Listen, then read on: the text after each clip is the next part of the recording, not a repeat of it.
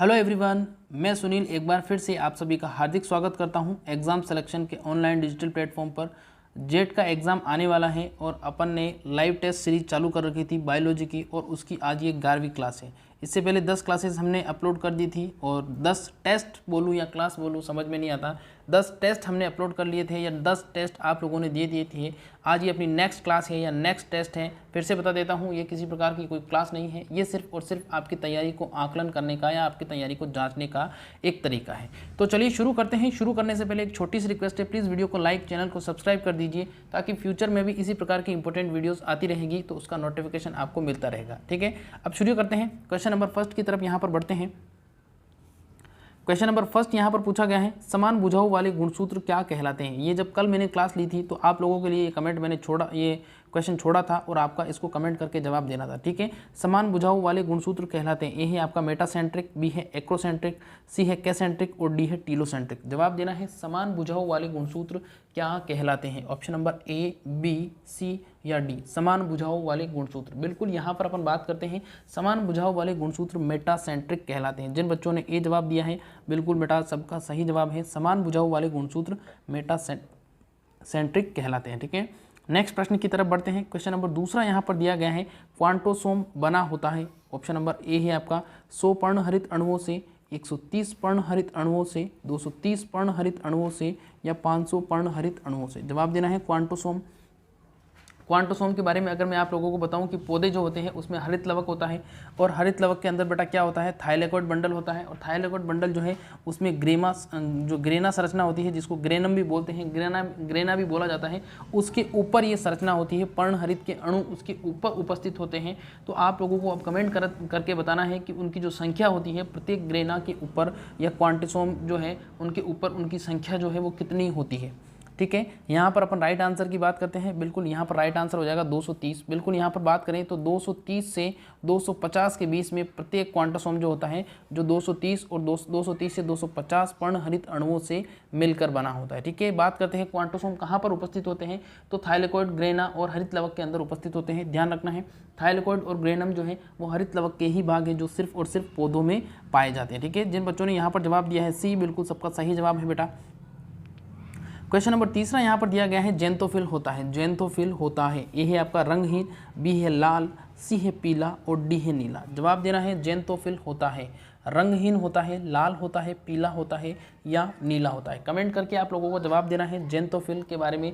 Xanthophyll वर्णक के बारे में आप लोग पढ़ते हो, एग्रीकल्चर के स्टूडेंट हो तो जेंथोफिल वर्णक के बारे में आपको जानकारी तो होगी। बिल्कुल यहाँ पर बच्चे इसका जवाब देते हैं सी, कुछ बच्चे यहाँ पर इसका जवाब देते हैं बी, लेकिन राइट आंसर की बात करते हैं तो जेंथोफिल जो है वो पीले रंग का होता है। और फल और सब्जियों के अंदर अगर बात करें, फल व सब्जियों के अंदर किस रंग को प्रदान करता है, फल और सब्जियों के अंदर पीले रंग को प्रदान करने के लिए मुख्य रूप से जिम्मेदार होता है। ठीक है, चलिए हम आगे बात करते हैं। नेक्स्ट क्वेश्चन नंबर यहाँ पर 4 दिया गया है, केंद्रक की खोज। केंद्रक की खोज सबसे पहले हुई थी। ऑप्शन को ध्यान से पढ़ना है। ऑप्शन नंबर ए है आपका पादप कोशिका, बी है जंतु कोशिका, सी है वायरस और डी है कोई नहीं। केंद्रक की खोज है ना, कमेंट करके बताना है। सबको पता है केंद्रक की खोज जो है वो किसने की थी।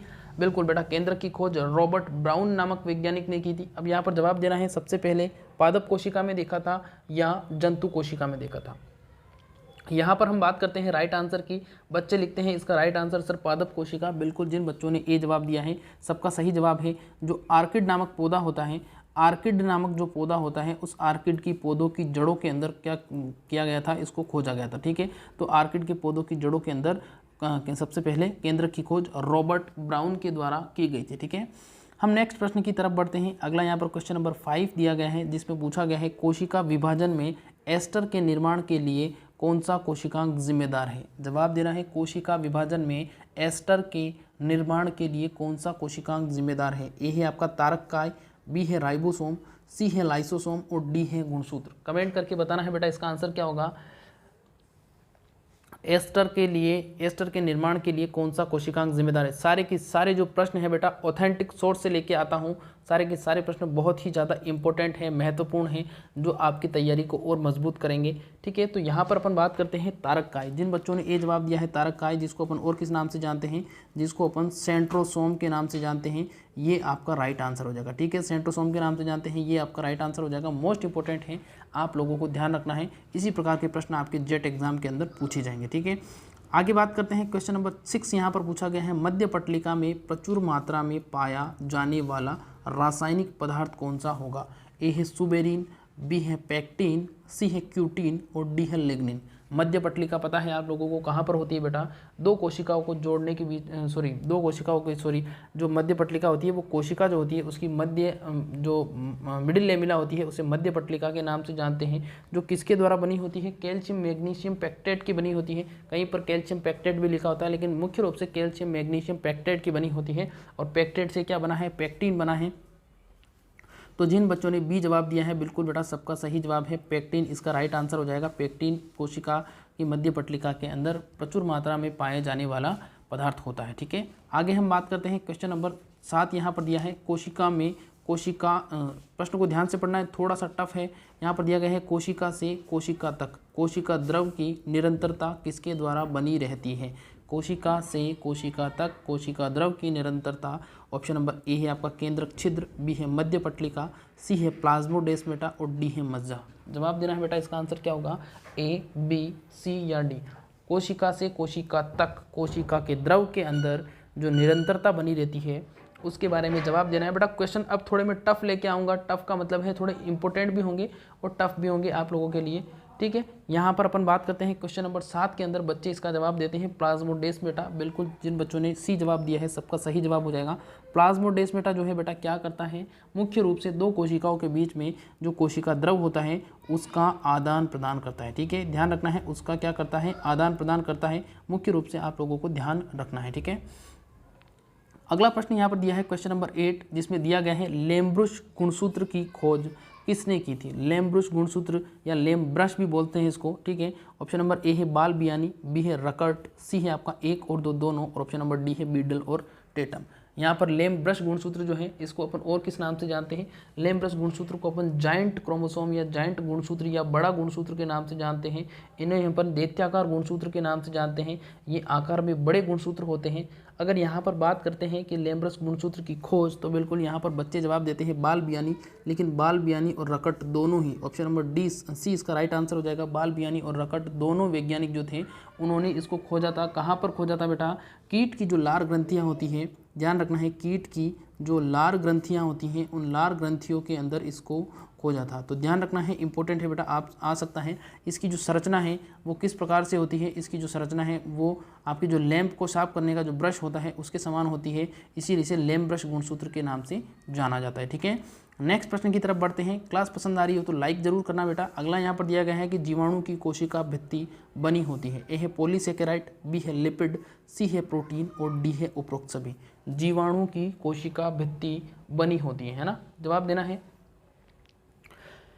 जीवाणु की कोशिका भित्ति किसकी बनी होती है? कमेंट करके बताना है बेटा, इसका आंसर क्या होगा? ए, बी, सी या डी? यहाँ पर ए है आपका पॉलीसेकेराइड, लिपिड, प्रोटीन या उपरोक्त सभी। तो यहाँ पर अगर अपन राइट आंसर की बात करते हैं तो जीवाणु जो होता है उसकी कोशिका भित्ति पॉलीसेकेराइड, लिपिड और प्रोटीन यानी कि उपरोक्त सभी इसका राइट आंसर हो जाएगा। यानी कि जो कोशिका भित्ति होती है उसमें ये तीनों ही विद्यमान होते हैं। ठीक है, आ रही बात समझ में? तो ये आप लोगों को ध्यान रखना है, जीवाणु यानी कि बैक्टीरिया। ठीक है, नेक्स्ट क्वेश्चन नंबर 9 की तरफ बढ़ते हैं, जहां पर पूछा गया है प्रकाश संश्लेषी जीवाणु में होता है। प्रकाश संश्लेषी जीवाणु में होता है। ए है आपका फोटोसिस्टम 1, बी है फोटोसिस्टम 2, सी है एक और दो दोनों और ऑप्शन नंबर डी है कोई नहीं। जवाब देना है, प्रकाश संश्लेषी जीवाणु में क्या होता है? फोटोसिस्टम 1, फोटोसिस्टम 2, एक और दो दोनों और ऑप्शन नंबर डी है कोई नहीं। कमेंट करके बताना है बेटा इसका आंसर क्या होगा। कमेंट करके बताना है इसका आंसर क्या होगा। यहाँ पर अपन बात करते हैं, यहाँ पर अगर राइट आंसर की बात करते हैं तो प्रकाश संश्लेषी जीवाणु जो होते हैं उनके अंदर फोटोसिस्टम 1 और 2 दोनों ही होते हैं। ठीक है, फोटोसिस्टम 1 और 2 दोनों ही होते हैं। जिन बच्चे ने सी जवाब दिया है बिल्कुल सबका सही जवाब हो जाएगा। ठीक है, आगे बात करते हैं हम क्वेश्चन नंबर 10 की। क्वेश्चन नंबर 10 यहाँ पर पूछा गया है जीवाणु में, बहुत ही इंपॉर्टेंट है, इसको समझना भी है। यहाँ पर दिया गया है जीवाणु में केंद्रकीय पदार्थ कौन सा होता है। जीवाणु में केंद्रकीय पदार्थ की बात करते हैं। ए है आपका न्यूक्लिक अम्ल व हिस्टोन, बी है आपका न्यूक्लिक अम्ल व कोशिका द्रव, सी है केवल न्यूक्लिक अम्ल और डी है उपरोक्त सभी। जीवाणु में केंद्रकीय पदार्थ कौन सा होता है, जवाब देना है। जीवाणु में केंद्रकीय पदार्थ की बात करते हैं, बिल्कुल यहाँ पर बच्चे इसका जवाब देते हैं। जीवाणु के अंदर जो केंद्रकीय पदार्थ होता है केवल न्यूक्लिक अम्ल होता है। ठीक है, जिन बच्चों ने सी जवाब दिया है बिल्कुल सबका सही जवाब बेटा, केवल न्यूक्लिक अम्ल होता है। ठीक है, आगे बात समझ में। इसके अलावा यहाँ पर बात करते हैं जीवाणु जो है बेटा वो क्या होता है, प्रोकैरियोटिक होता है, सबको पता है। और प्रोकैरियोटिक के अंदर हिस्टोन नहीं पाई जाती है, हिस्टोन जो है वो यूकैरियोटिक के अंदर पाई जाती है। इसलिए आप लोगों को ध्यान रखना है, न्यूक्लिक अम्ल और हिस्टोन की बात करते हैं तो यूकैरियोटिक इसका राइट आंसर हो जाएगा। ठीक है, लेकिन आपके जो जीवाणु है वो क्या होते हैं, प्रोकैरियोटिक होते हैं। ठीक है, नेक्स्ट प्रश्न की अपन बात करते हैं। अगला प्रश्न यहाँ पर पूछा गया है क्वेश्चन नंबर 11, जीवाणु में नहीं पाया जाता है। ए है आपका एंडोप्लाज्मिक रेटिकुलम, बी है डीएनए, सी है कोशिका भित्ति और डी है कोशिका द्रव। जीवाणु के अंदर इनमें से कौन सी चीज नहीं पाई जाती है, कमेंट करके बताना है। Option number A, B, C या डी। यहाँ पर अपन बात करते हैं जीवाणु में एब्सेंट की, तो जीवाणु में ER यानी कि एंडोप्लाज्मिक रेटिकुलम जो है वो नहीं पाई जाती है। ये आप लोगों को ध्यान रखना है, ER अनुपस्थित होती है। DNA जो है वो प्रेजेंट होता है, कोशिका भित्ति भी प्रेजेंट होती है और कोशिका द्रव भी प्रेजेंट यानी कि उपस्थित होता है। ठीक है, नेक्स्ट प्रश्न की तरफ बढ़ते हैं। अगला यहाँ पर दिया है प्लाज्मिड क्या है, जवाब देना है बेटा प्लाज्मिड क्या है। ए है आपका जीवाणु पर वायरस परजीवी, बी है आपका नए प्रकार का जीव, सी है आपका जीवाणु की आनुवांशिक इकाई और सी है जीवाणु कोशिका के अतिरिक्त गुणसूत्र का आनुवांशिक पदार्थ। जवाब देना है प्लाज्मिड इनमें से क्या होगा। Option number A, B, C या डी। प्लाज्मिड की बात करते हैं तो कमेंट करके आपको बताना है क्या हो जाएगा इसका आंसर। जीवाणु पर वायरस परजीवी, बेटा ये इसका राइट आंसर नहीं होगा। यहाँ पर अपन बात करते हैं राइट आंसर की, तो जो बच्चे यहाँ पर इसका जवाब देते हैं ऑप्शन नंबर सी बिल्कुल सबका सही जवाब हो जाएगा। प्लाज्मिड जो है क्या है, जीवाणु कोशिका के अतिरिक्त गुणसूत्र जो होता है, गुणसूत्र का जो आनुवांशिक पदार्थ होता है वो प्लाज्मिड कहलाता है। तो जिन बच्चों ने यहाँ पर डी जवाब दिया है बिल्कुल सबका सही जवाब है। और यहाँ पर एक जानकारी दे देता हूँ, अगर आप हमारा व्हाट्सएप ग्रुप ज्वाइन करना चाहते हो तो ये यहाँ पर नंबर दे रहा हूँ, इस पर आपको लिंक कर भेजना है, आपको व्हाट्सएप ग्रुप में ऐड कर दिया जाएगा, इस पर आपको लिख के भेजना है। इसके अलावा जो लाइव चैट बॉक्स है वहाँ पर मैंने लिंक दिया है, वहाँ पर क्लिक करके भी आप व्हाट्सएप ग्रुप में ऐड हो सकते हो। ठीक है, नेक्स्ट प्रश्न की अपन बात करते हैं। क्वेश्चन नंबर 13 यहाँ पर पूछा गया है विषाणु में पाया जाता है। ए है आपका केवल DNA, बी है केवल RNA, सी है RNA व DNA दोनों में से एक और ऑप्शन नंबर डी है कोई नहीं। विषाणु जिसको अपन वायरस के नाम से भी जानते हैं, और जब से कोरोना वायरस आया है तब से बच्चा यानी कि आपके गांव के अंदर जो बूढ़े बुजुर्ग लोग होते हैं जिनकी उम्र अब लगभग 99 साल हो चुकी है, वो भी इस चीज़ को जानने लग गए कि वायरस नाम की भी एक चीज़ होती है। ठीक है, तो यहाँ पर अपन बात करते हैं, हालांकि 99 साल तो मैंने कहने के लिए सिर्फ ऐसा ही कहा है। ठीक है, तो यहाँ पर बच्चे जवाब देते हैं ऑप्शन नंबर सी वाला, यानी कि RNA व DNA दोनों में से क्या होगा बेटा, एक ही पाया जाएगा, या तो DNA पाया जाएगा या फिर आपका RNA पाया जाएगा। ठीक है, ये आप लोगों को ध्यान रखना है। यहाँ पर अगर अपन बात करें जैसे जो आपका विषाणु होता है, जैसे अगर कोरोना वायरस की बात करें तो कोरोना वायरस के अंदर बेटा क्या उपस्थित था, कोरोना वायरस के अंदर RNA उपस्थित था। ठीक है, इसके अलावा जो एड्स का वायरस होता है उसमें भी आपका क्या होता है, RNA होता है। एक हर्पीज वायरस होता है, हर्पीज वायरस की अगर अपन बात करें तो हर्पीज वायरस के अंदर क्या होता है, DNA उपस्थित होता है। ठीक है, तो ये इस प्रकार से इंपॉर्टेंट चीज़ें हैं, आप लोगों को ध्यान रखनी है। ठीक है, आगे हम बात करते हैं। अगला प्रश्न यहाँ पर दिया गया है, समझना है आप लोगों को। क्वेश्चन नंबर 14 दिया गया है कि वायरस का प्रोटीन चोल क्या कहलाता है। ए है रिकोन, बी है कैप्सिड, सी है प्रोटीएज और डी है कोई नहीं।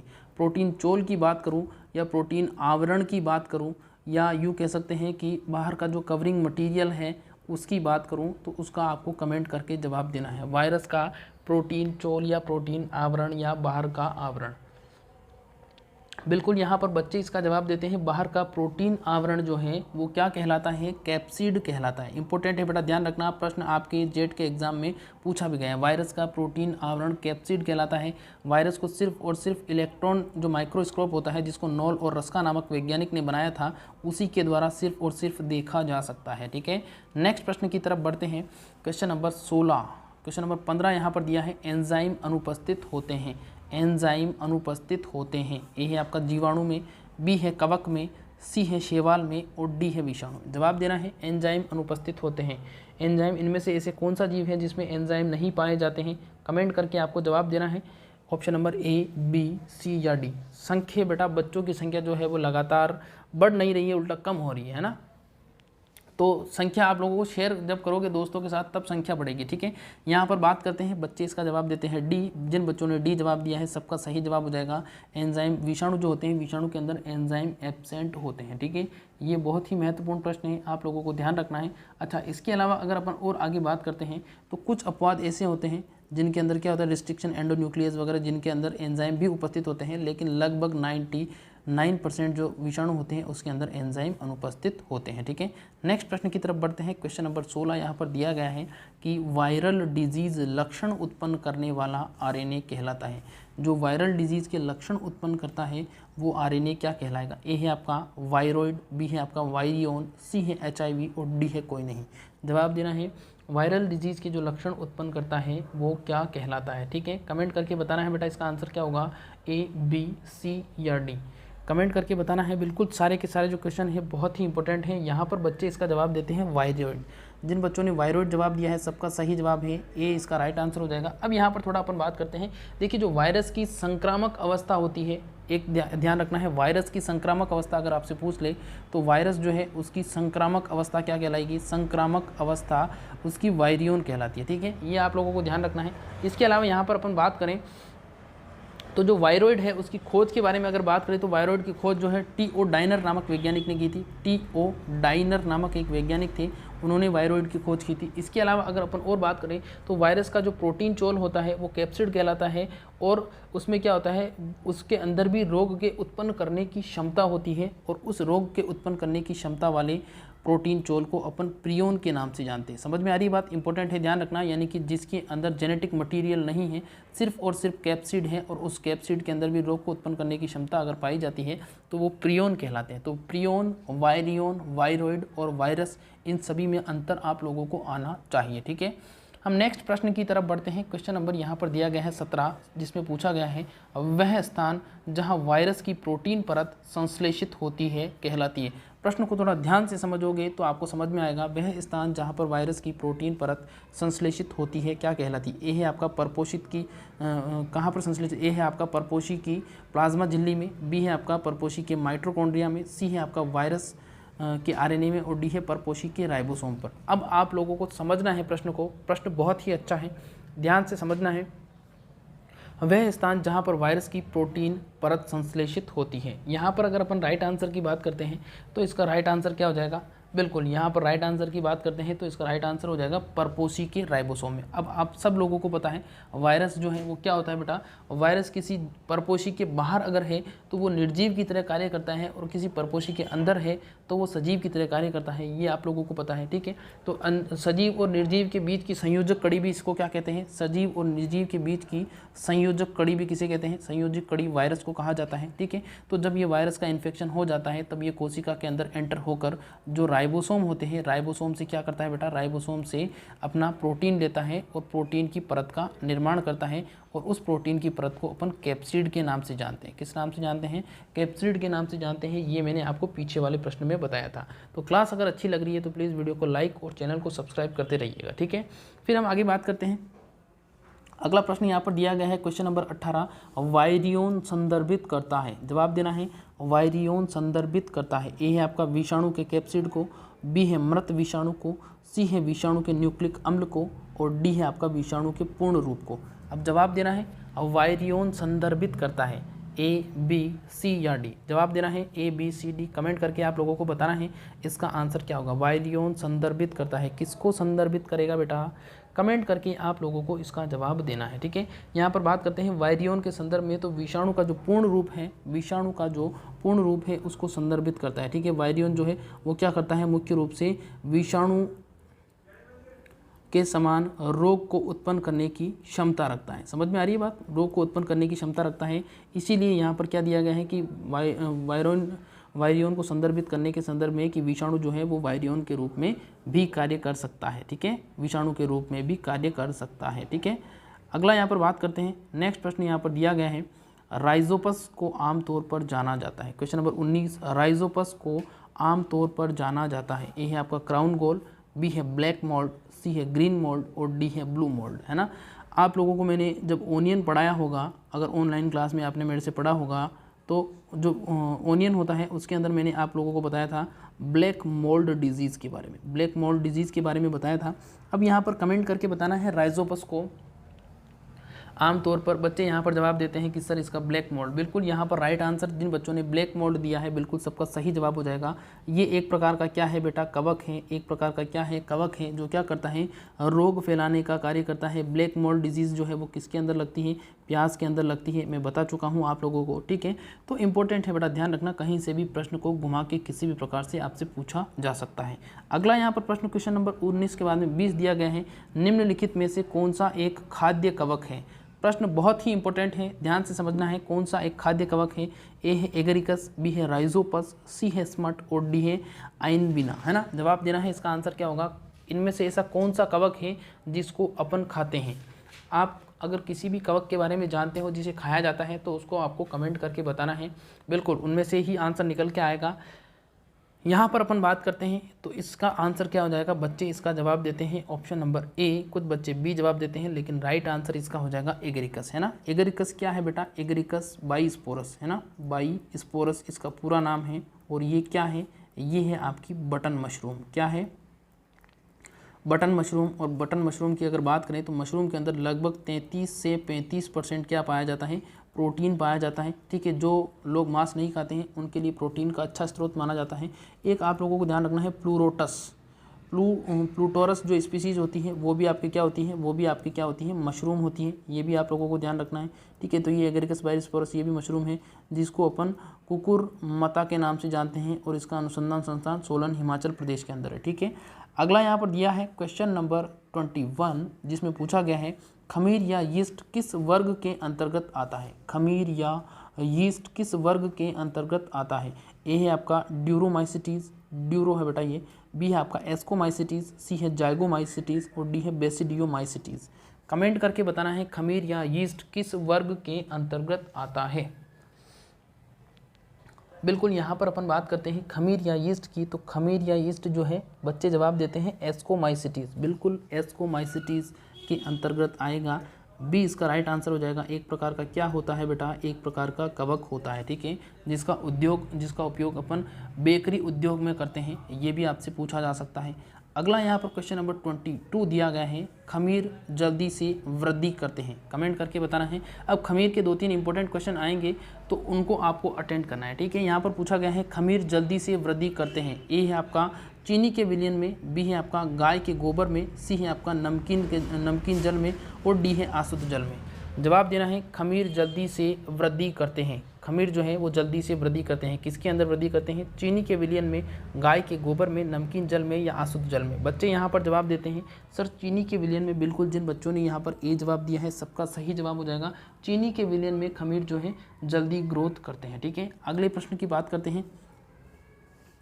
क्वेश्चन नंबर 23 यहाँ पर दिया गया है कि खमीर कोशिका में पाया जाने वाला मुख्य एंजाइम कौन सा होगा। खमीर कोशिका में पाया जाने वाला मुख्य एंजाइम, ए है आपका एमाइलेज, बी है जाइमेज, सी है लाइपेज और डी है माल्टेज।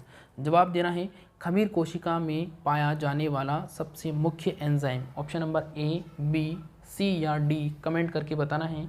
बिल्कुल सभी बच्चों की तैयारी अच्छी है बेटा। अब आपके एग्जाम नज़दीक आने वाले हैं तो आपको ज़्यादा से ज़्यादा ऑब्जेक्टिव क्वेश्चन को सोल्व करना है, ठीक है। यहाँ पर राइट आंसर दिया है बच्चों ने जाइमेज, जिन बच्चों ने बी जवाब दिया है सबका सही जवाब है बेटा, ठीक है, सबका सही जवाब है। बच्चे कहते हैं कि सर आप हमारा नाम लीजिए, हमारे कमेंट का नाम लीजिए। बेटा जब 5 बजे जो क्लास होती है उस 5 बजे वाली क्लास में मैं सबका नाम लेता हूँ, लेकिन क्लास लेते लेते मुझे इतना समय हो जाता है कि शाम को 9 बजे तक मुझ में एनर्जी नहीं बचती है बिल्कुल भी। इसलिए फिर मैं ये चाहता हूँ कि बस आपको सीधा सीधा पढ़ा दूँ। अगर आपकी किसी भी प्रकार की कोई क्वेरी होती है तो वो आप कमेंट बॉक्स में डाल दिया करें, बिल्कुल आपको उसका सॉल्यूशन मिल जाएगा। अगला क्वेश्चन नंबर 24 यहाँ पर दिया गया है कि यीस्ट में संचित भोजन किस प्रकार का होता है।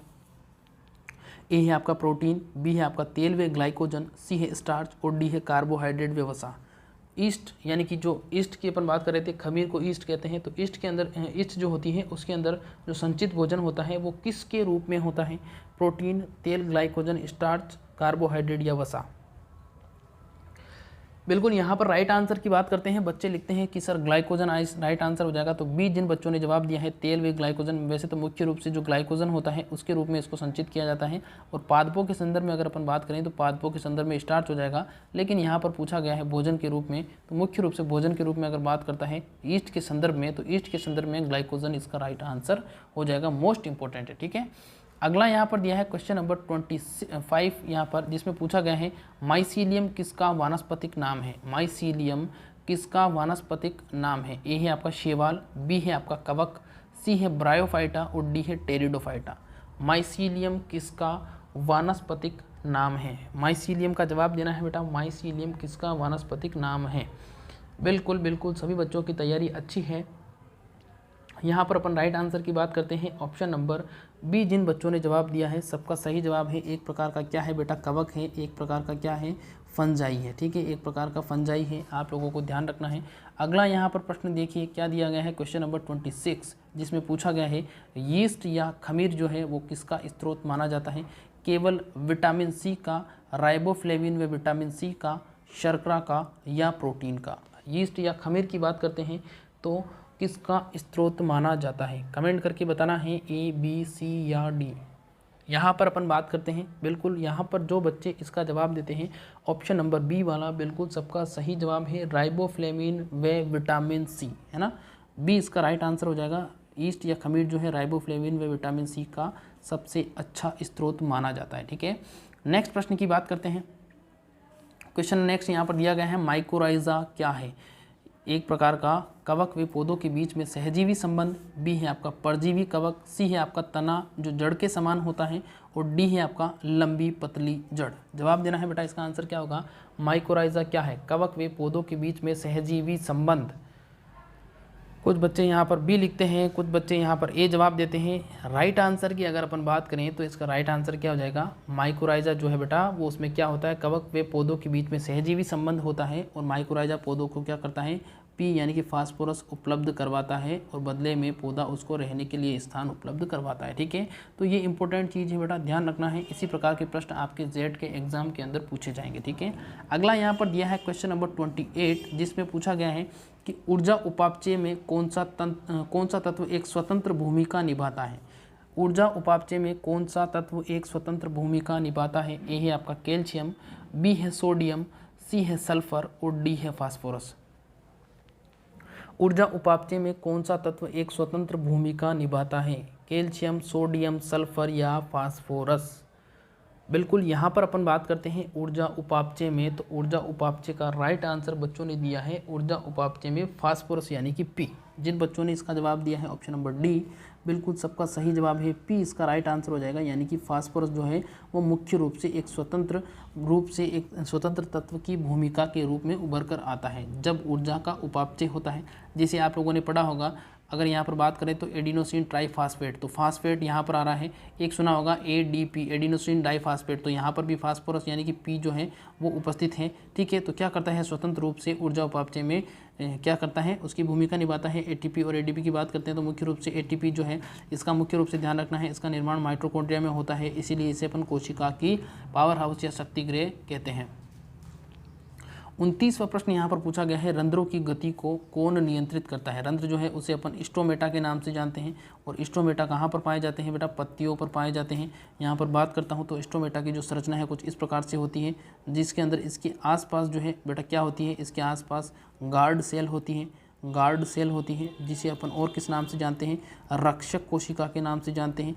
यहाँ पर ऑप्शन आपके दिए गए हैं, ऑप्शन नंबर ए है आपका पोटेशियम, बी है मैग्नीशियम, सी है आपका नाइट्रोजन और डी है आपका कैल्शियम। अब यहाँ पर रंध्रों की गति को नियंत्रित करने के लिए या स्टोमेटा को ओपन या बंद होने या खोलने या बंद करने के लिए तो मुख्य रूप से बच्चे जवाब देते हैं ए, बिल्कुल सबका सही जवाब है पोटेशियम, इसका राइट आंसर हो जाएगा। जिन बच्चों ने पोटेशियम जवाब दिया है सभी का सही जवाब है बेटा। ठीक है, आगे हम बात करते हैं। अगला प्रश्न यहाँ पर क्या दिया गया है, क्वेश्चन नंबर 30 यहाँ पर दिया है पादपों की राख में मिलता है, पादपों की राख में मिलते हैं। ए है आपका पौधों के अकार्बनिक घटक, बी है पौधों के कार्बनिक घटक, सी है वर्णक व हार्मोन और डी है एंजाइम व सह एंजाइम। जवाब देना है पादप जो है उनकी राख, यानी कि जब पादप पौधे जो है उनको जब जला देते हैं तो जो राख बचती है उस राख के अंदर कौन कौन से तत्व या घटक मिलते हैं, ए, बी, सी या डी। क्वेश्चन बेटा आज सारे के सारे क्वेश्चन जो है थोड़े लेवल के लेके आया हूँ ताकि आप अपनी तैयारी को और ज़्यादा मजबूत कर सकें, ठीक है। यहाँ पर बच्चे इसका जवाब देते हैं ए, कुछ बच्चे यहाँ पर जवाब देते हैं सी। यहाँ पर राइट आंसर की बात करते हैं तो वर्णक और हार्मोन तो बच ही नहीं सकते। यहाँ पर राइट आंसर हो जाएगा ऑप्शन नंबर ए वाला। जिन बच्चों ने यहाँ पर जवाब दिया है पौधों के कार्बनिक घटक, बिल्कुल सबका पौधों के अकार्बनिक घटक, तो जिन बच्चों ने अकार्बनिक घटक का जवाब दिया है सभी का सही जवाब हो जाएगा, ठीक है। चलिए हम आगे नेक्स्ट प्रश्न की तरफ बढ़ते हैं। अगला प्रश्न यहाँ पर दिया गया है, अगले प्रश्न की तरफ बढ़ते हैं। अगला प्रश्न यहाँ पर दिया है क्वेश्चन नंबर 31, जिसमें पूछा गया है नाइट्रोजिनेज आवश्यक होता है। ऑप्शन नंबर ए है नाइट्रोजन स्थिरीकरण के लिए, बी है नाइट्रीकरण के लिए, सी है विनाइट्रीकरण के लिए और डी है अमोनियम नाइट्रीकरण के लिए। जवाब देना है नाइट्रोजिनेज जो होता है वो एक प्रकार का क्या होता है बेटा, एंजाइम होता है। और ये एंजाइम किसके लिए आवश्यक होता है, कमेंट करके बताना है ए, बी, सी या डी। आवाज़ सभी लोगों को आ रही है क्या, प्रॉपर आवाज़ आ रही है क्या? बिल्कुल। यहाँ पर बच्चों की संख्या ज़्यादा तो नहीं है, कम ही लग रही है मुझे। शेयर किया करें इसको ताकि ज़्यादा से ज़्यादा बच्चे जुड़े, ठीक है।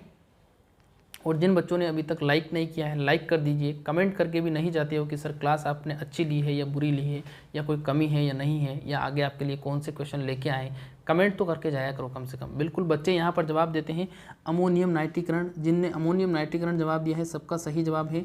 कोई बात नहीं बेटा, थोड़ा टफ क्वेश्चन था, अगर आपके गलत भी हो जाते हैं तो कोई दिक्कत नहीं है, लेकिन यहाँ आपको सही प्रश्न मैं बता दूंगा। अगला क्वेश्चन नंबर 32 दिया गया है यहाँ पर, बहुत ही इंपॉर्टेंट है।